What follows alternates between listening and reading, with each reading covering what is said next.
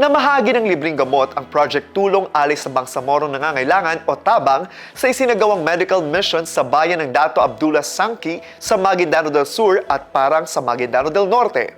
Ang kwentong serbisyong publiko sa report.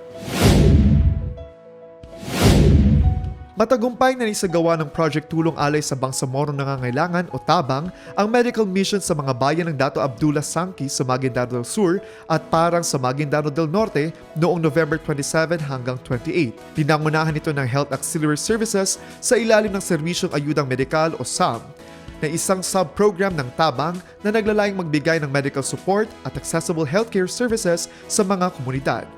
Umabot sa 379 na mga benepisyaryo ang nakabenepisyo sa libreng check-up at libreng gamot.